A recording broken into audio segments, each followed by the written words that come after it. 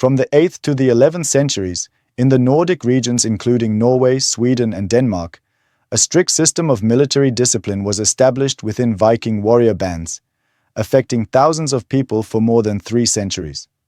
This was not a random development, but the result of the need to maintain discipline and combat effectiveness in a society based on war and exploration. Today, we will analyze this system from historical and sociological perspectives to understand how military power structures were maintained, and to draw important lessons about the impact of group pressure and extreme discipline in modern organizations. If you are interested in learning history to better understand social psychology and power mechanisms, please subscribe to the channel and leave a comment letting me know where you're watching from. Historical knowledge helps us identify and prevent similar patterns of oppression in the present.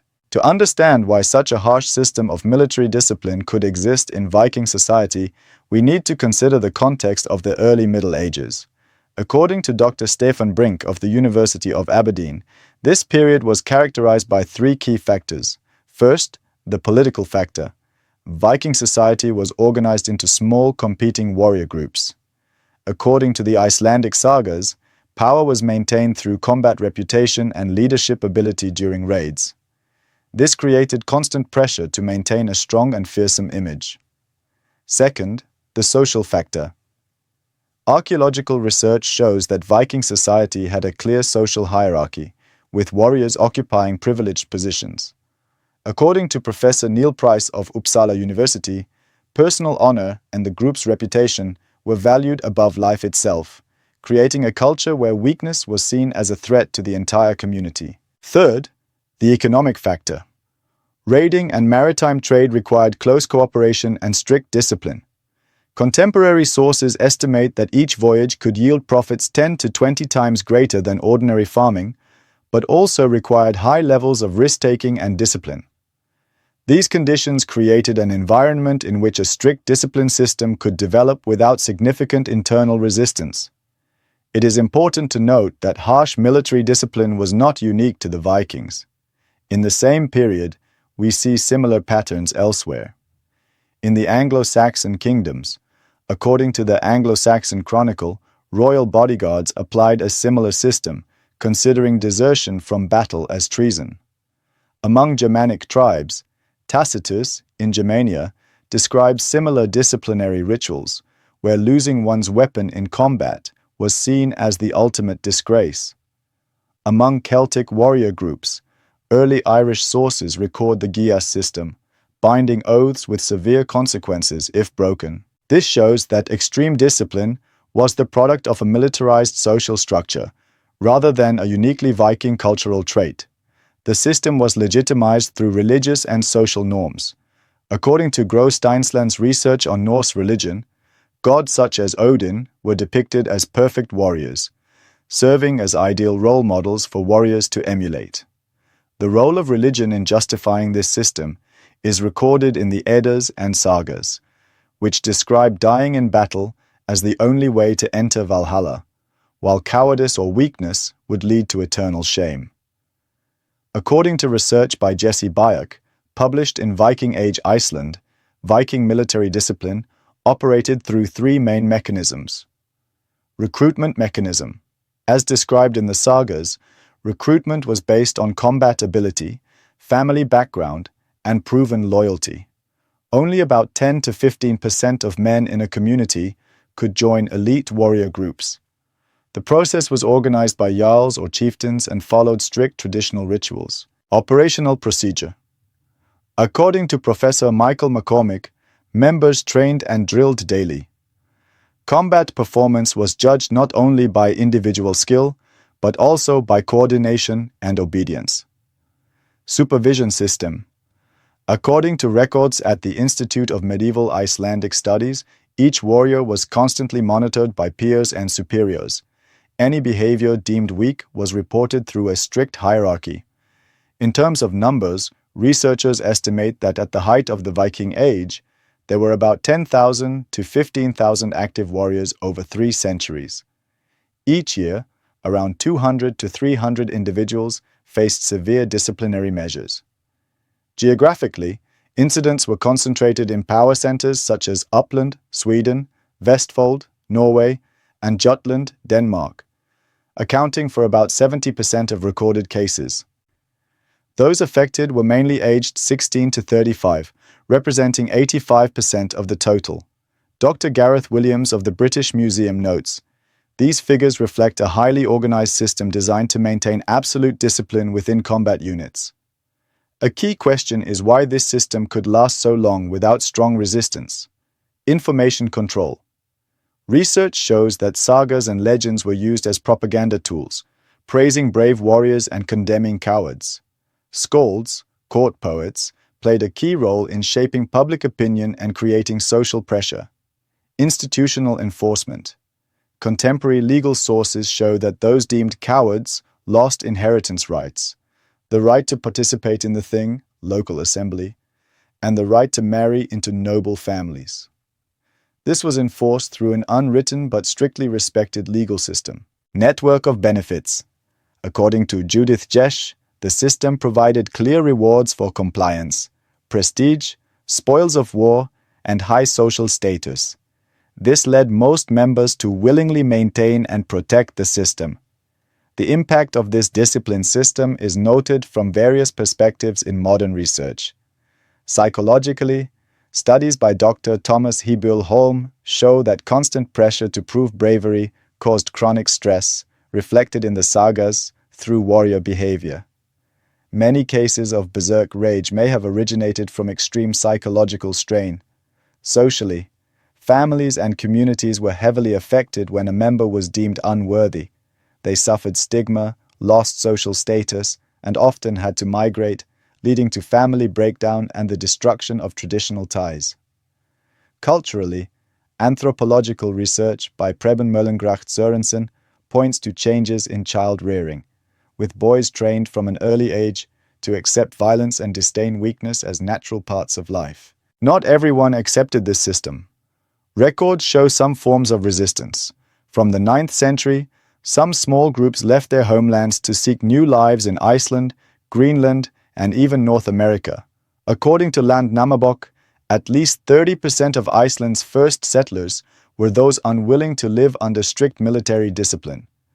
The role of the Christian Church became important from the 10th century, providing an alternative value system for those unsuited to the warrior ideal. Monasteries became refuges for those seeking a different way of life. These factors led to the formation of communities with more flexible social structures, especially in Iceland, which developed one of the earliest democratic systems in Europe, demonstrating human adaptability and the search for alternatives. The Viking military discipline system eventually ended around the 11th to 12th centuries for three main reasons. Christianization gradually changed social values, with kings such as Olaf Tryggvason, Norway, and Nut the Great actively passing Christian laws to replace old customs. The formation of centralized states reduced the role of free warrior bands, replacing them with state-controlled armies. The expansion of trade shifted the economy from raiding to commerce and craftsmanship. Historian Anders Winroth notes, "The end of the traditional Viking warrior system marked the transition from a society based on personal violence to one based on law and institutions." When studying Viking military discipline, we see similar patterns throughout history. 20th century. In World War I, cowardice in the face of the enemy was punishable by execution, as documented in Julian Putkowski's research on British military courts. 20th century, paramilitary organizations applied similar internal discipline principles, with Robert Paxton's research on fascism noting disturbing parallels. 21st century. Some extremist groups still use group pressure and the fear of public shaming to enforce absolute obedience. This shows that using social pressure and extreme discipline to maintain power is a recurring pattern in human history, as Professor Stanley Milgram highlighted in his research on obedience to authority. Today, according to the World Health Organization's 2023 report, many forms of group pressure and extreme discipline still exist in various contexts. Statistics show that around 152 million children worldwide are in forced labor, many coerced through group pressure and fear.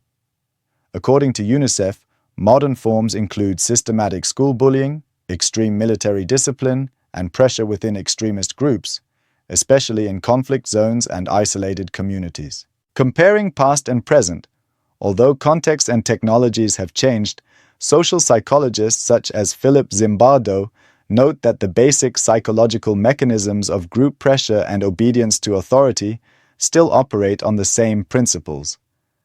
From the historical lessons of the Viking discipline system, international organizations have developed tools and protective mechanisms. Legally, the Convention on the Rights of the Child and its optional protocols protect children from all forms of violence and extreme discipline. Monitoring. The UN operates a monitoring and reporting program on children in conflict and oppressive situations, with participation from over 190 countries. Education and awareness. Human rights and life skills programs have been implemented in over 150 countries to raise awareness about the harms of group pressure and extreme discipline. In academia, the topic of Viking military discipline has been analyzed from multiple perspectives. Structuralist school argues this was an inevitable consequence of a militarized social structure based on Claude Lévi-Strauss's studies of traditional societies. Functionalist school counters that it aimed to maintain social cohesion, though evidence suggests it actually caused long-term division and instability.